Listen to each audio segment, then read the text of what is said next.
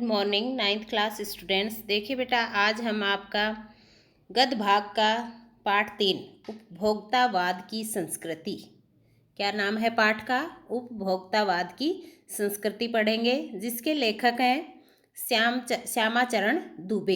इसके लेखक कौन है? श्यामाचरण दुबे। जैसा कि सभी चैप्टर्स में हमने पहले लेखक परिचय पढ़ा है, तो इसी में भी पढ़ेंगे। श्यामाचरण दुबे का जन्म सन 1922 में मध्य प्रदेश के बुंदेलखंड क्षेत्र में हुआ। तो जन्म कहाँ हुआ? बुंदेलखंड, मध्य प्रदेश के बुंदेलखंड क्षेत्र में। और कब हुआ? सन 1922 ईस्वी में। उन्होंने नागपुर विश्वविद्यालय से मानव विज्ञान में पीएचडी की उन्होंने कहाँ से, कौन से सब्जेक्ट से? मानव विज्ञान से, नागपुर विश्वविद्यालय से की। वे भारत के अग्रणी समाज वैज्ञानिक रहे हैं। अग्रणी, सबसे आगे जो सामाजिक वैज्ञानिक हैं वो रहे हैं। उनका देहांत सन 1996 में हुआ। तो जन्म हुआ 1922 में और मृत्यु हुई 1996 ईस्वी में। मानव और संस्कृति, परंपरा और इतिहास का बोध, संस्कृति तथा शिक्षा, समाज और भविष्य, भारतीय ग्राम संक्रमण की पीड़ा, विकास का समाजशास्त्र, समय और संस्कृति, हिंदी में उनकी प्रमुख पुस्तकें थी। तो बेटा, ये जो पुस्तकें हैं, इनकी क्या हैं? प्रमुख पुस्तकें हैं जो इन्होंने लिखी हैं। प्रोफेसर दुबे ने विभिन्न विश्वविद्यालयों में अध्यापन किया। इन्होंने अलग अलग कई विश्वविद्यालयों में अध्यापन किया, पढ़ाया तथा अनेक संस्थानों में प्रमुख पदों पर रहे। और अनेक संस्थानें जो थी उनमें ये प्रमुख पदों पर नियुक्त रहे। जीवन, समाज और संस्कृति के ज्वलंत विषयों पर उनके विश्लेषण एवं स्थापनाएं उल्लेखनीय हैं। जीवन और समाज, संस्कृति के जो भी ज्वलंत, मतलब अब फिलहाल में जो उभरते हुए विषय हैं, उनके विश्लेषण में और उनकी स्थापनाएं उल्लेखनीय है इनकी। भारत की जनजातियों और ग्रामीण समुदायों पर केंद्रित उनके लेखों ने वृहत समुदाय का ध्यान आकर्षित किया है। वृहत, बड़ा। तो जनजातियां, भारत की जितनी भी ये जनजातियां हैं, आदिवासी जनजाति हुई और भी सारी जनजातियां हैं, तो ये और ग्रामीण समुदाय, जो ग्रामीण एरिया हैं, उन पर उन्होंने केंद्रित अपने लेखों में एक बहुत बड़े समुदाय की तरफ ध्यान आकर्षित किया है। वे जटिल विचारों को तार्किक विश्लेषण के साथ सहज भाषा में प्रस्तुत करते थे। जटिल, जितने भी कठिन विचार थे, ना समझने वाले जो विचार थे, उनको भी अपने तार्किक शक्ति से, तर्क से उनका विश्लेषण करके उन्हें सहज भाषा में प्रस्तुत करते थे।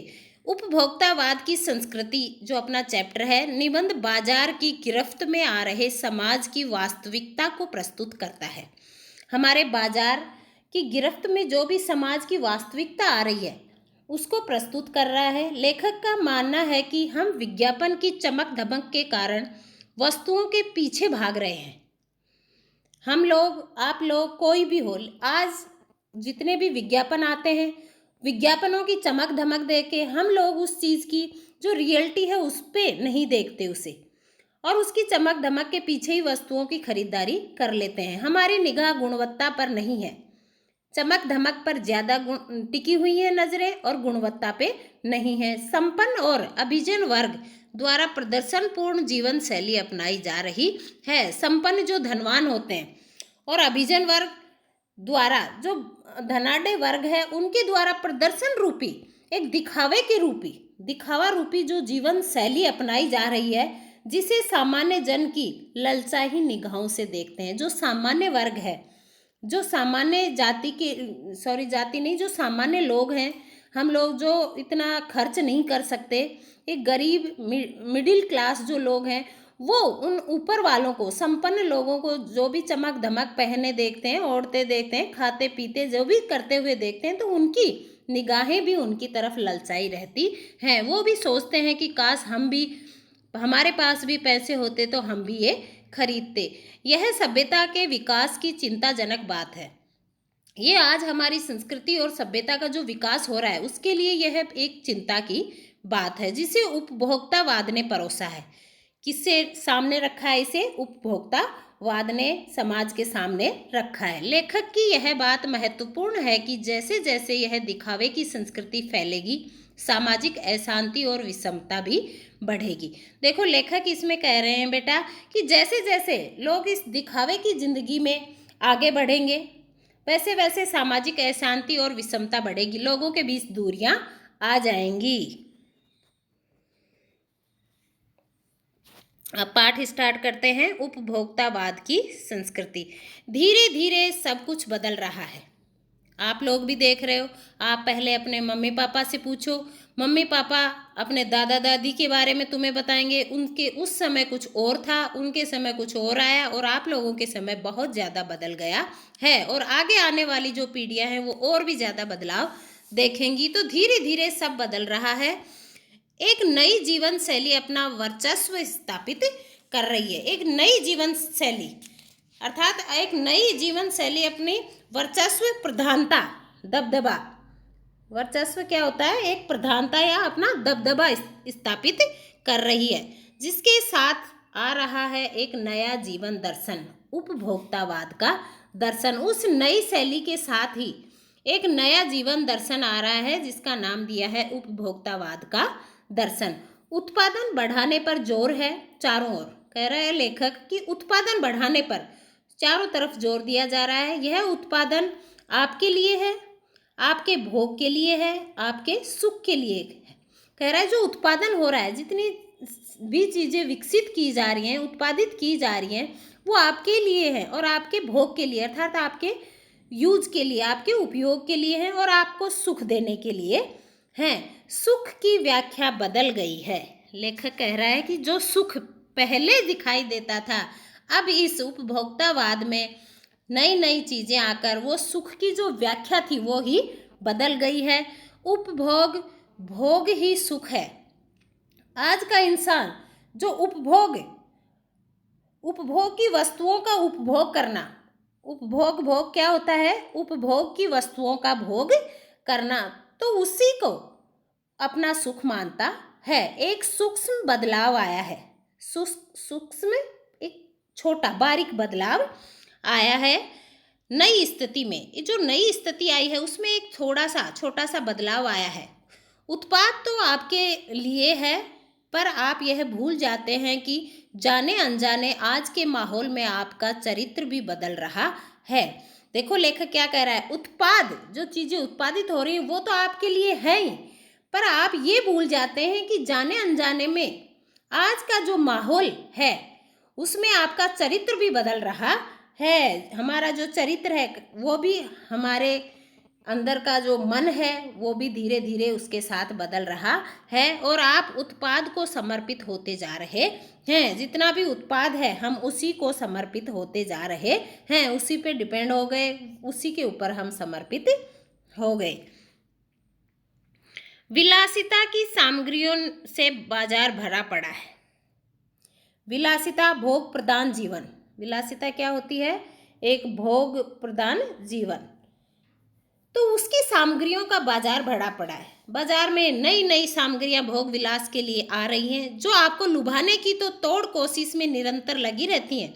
अर्थात वो आपके लुक को, आपके जो फेस है, आपका जो शरीर की बनावट है, उसे लुभाने में तो जी तोड़ कोशिश कर रही हैं कि नए नए प्रोडक्ट लाए जाए और आप कि जो पूरा शरीर है इतना लुभावना हो जाए, कपड़ों से भी, और जितने भी प्रोडक्ट आपकी सुंदरता बढ़ाने के लिए, ये सारी चीज़ों के लिए आ रहे हैं, उन्हें लगातार आपको सुंदर बनाने के लिए, लुभाने के लिए जी तोड़ कोशिश कर रहे हैं। दैनिक जीवन में काम आने वाली वस्तुओं को ही लीजिए। देखिए, सबसे पहले तो हमारे जो दैनिक जीवन में, रोजाना के जो जीवन में हमारे जितनी भी वस्तुएं काम में ली जाती हैं, पहले उन्हें ही देखिए। टूथपेस्ट चाहिए, उठते ही चाहिए तो टूथपेस्ट चाहिए। यह दांतों को मोती जैसा चमकीला बनाता है। यह मुंह की दुर्गंध हटाता है। दुर्गंध का अर्थ होता है बदबू हटाता है। यह मसूड़ों को मजबूत करता है और यह पूर्ण सुरक्षा देता है। वह सब करके जो 3-4 पेस्ट अलग अलग करते हैं, किसी पेस्ट का मैजिक फार्मूला है। लेखक कह रहे हैं देखो, ये सारे सब करके 2-3 जो पेस्ट हैं वो अलग अलग करते हैं, किसी पेस्ट का ये मैजिक फार्मूला है। कोई बबूल, देखो कोई करता है बबूल या नीम के गुणों से भरपूर है, अपना अपना, जैसे भी हम लोग टीवी पे देखते हैं, ऐड आते हैं अलग अलग, तो कोई क्या बताता है बबूल या नीम के गुणों से भरपूर है, कोई ऋषि मुनियों द्वारा स्वीकृत तथा मान्य वनस्पति और खनिज तत्वों के मिश्रण से बना है। सभी अपने अपने गुणों का प्रचार प्रसार करते हैं, जो चाहे चुन लीजिए। यदि पेस्ट अच्छा है तो ब्रश भी अच्छा होना चाहिए। आकार, रंग, बनावट, पहुंच और सफाई की क्षमता में अलग अलग, एक से बढ़कर एक, सभी अपने ऐड में सभी के आकार, रंग, बनावट सभी को इतना बढ़ा चढ़ा के बताते हैं कि सब एक से एक बढ़कर दिखते हैं। मुंह की दुर्गंध से बचने के लिए माउथ वॉश भी चाहिए। देखो, पेस्ट भी चाहिए ब्रश करने के, ब्रश चाहिए, टूथपेस्ट चाहिए और उसके साथ ही माउथ वॉश भी चाहिए। सूची और भी लंबी हो सकती है, पर इतनी चीज़ों का ही बिल काफ़ी बड़ा हो जाएगा। लेखक कह रहा है सूची तो और भी, चीज़ें तो और भी बहुत आ रही हैं पेस्ट के साथ करने के लिए, लेकिन इतना ही काफ़ी है, बिल बहुत बड़ा हो जाएगा, क्योंकि आप शायद बहुविज्ञापित और कीमती ब्रांड खरीदना ही पसंद करेंगे। विज्ञापित, प्रचारित, बहुविज्ञापित, बहुत ज़्यादा प्रचार प्रसार में जो आ रहा है उसे ही आप लोग पसंद करेंगे। और कीमती ब्रांड खरीदना भी, सब लोग ब्रांड देख के चीज़ें खरीदते हैं। सौंदर्य प्रसाधनों की भीड़ तो चमत्कृत कर देने वाली है। जो सौंदर्य प्रसाधन, जितने भी लेडीज़ों के सौंदर्य के जितने भी चीज़ें हैं वो तो इतने चमत्कार कर देने वाली हैं कि हर माह उसमें नए नए उत्पाद जुड़ते आते हैं। नए नए, एक चीज़ के लिए, एक फेस वॉश के लिए 10 फेस वॉश अपनी कंपनी अपना ऐड देने लग गई है। एक साबुन के लिए कितने साबुन आ जाते हैं उसी के इर्द गिर्द ऐड करते हुए। तो बेटा यही है कि जो लेडीज़ों का जो सौंदर्य प्रसाधन के साधन है उनमें तो नए नए उत्पाद जुड़ते जाते हैं। साबुन ही देख ली, देखिए लेखक कह रहा है पहले साबुन ही देखिए, एक में हल्की खुशबू है, दूसरे में तेज, एक में खुशबू हल्की दे दी, दूसरे में तेज, एक दिन भर आपके शरीर को तरोताज़ा रखता है, दूसरा पसीना रोकता है। ऐड में दे देते हैं ये आपको तरोताज़ा रखेगा और दूसरा पसीना रोकता है, तीसरा जर्म्स से आपकी रक्षा करता है। आप लोग टीवी पे ये ऐड खूब अच्छे से देखते हैं, ऐसा ही जैसा आपने इस बुक्स में आप चैप्टर में पढ़ रहे हो, यही आज की अपनी लाइफ होती जा रही है। यह लीजिए सिने स्टार्स के सौंदर्य का रहस्य, ये सिने स्टार्स के सौंदर्य का रहस्य बता रहे हैं, आपका मनपसंद साबुन ऐड बता रहे हैं। सच्चाई का अर्थ समझना चाहते हैं, यह लीजिए। शरीर को पवित्र रखना चाहते हैं तो कह रहे हैं सच्चाई का अर्थ समझना चाहते हैं तो यह लीजिए। शरीर को पवित्र रखना चाहते हैं, यह लीजिए शुद्ध गंगा जल से बनी साबुन। ये अपने अपने हैं कि अगर आप सच्चाई का अर्थ समझते हैं तो ये लीजिए स्टार्स के सौंदर्य, सिने स्टार्स वाला, और शरीर को पवित्र रखना चाहते हैं तो शुद्ध गंगा जल से बनी साबुन लीजिए। चमड़ी को नरम रखने के लिए यह लीजिए, महंगी है। देखो दुकानदार यही बोलता है अगर चमड़ी को नरम रखना है तो ये ले लीजिए, पर थोड़ी महंगी है, पर आपके सौंदर्य में निखार ला देगी। ऐसे ही बोलते हैं ना कि भाई लेकिन आपका निखार जो रूप है वो निखर जाएगा। संभ्रांत महिलाओं को ड्रेसिंग टेबल पर 30-30 हजार की सौंदर्य सामग्री होना तो मामूली बात है। देखो संभ्रांति, जो कि ज़्यादा भ्रांति वाली औरतें होते हैं, जो ज़्यादा लीपा पोती में ध्यान रखती हैं, उनके तो जो ड्रेसिंग टेबल होती है ना उस पर 30-30 हजार की लेखक कह रहा है कि सौंदर्य सामग्री रखी हो ना मामूली बात है उनके लिए। आज नया प्रोडक्ट आया तो आज दूसरा खरीद लिया, 2 दिन यूज किया अब किसी और से सुन लिया तो वो खरीद लाएंगी।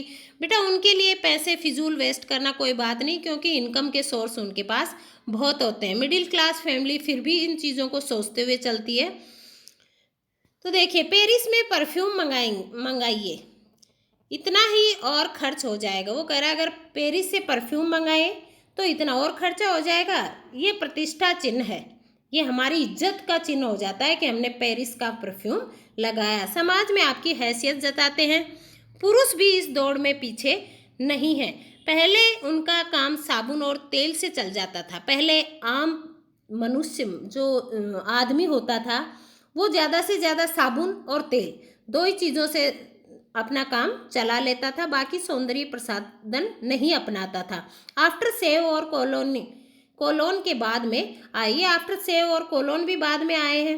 अब भी इस सूची में दर्जन 2 दर्जन चीजें और जुड़ गई हैं। सेव, आफ्टर सेव और कोलोन में भी कह रहा है कि और तेल साबुन के अलावा जेंट्स के भी सूची में कई चीजें जुड़ गई हैं। तो बेटा ये आज हम इतना ही पढ़ेंगे। जितने शब्दार्थ आए हैं उतना कर लेना और चैप्टर को रीड करना। धन्यवाद।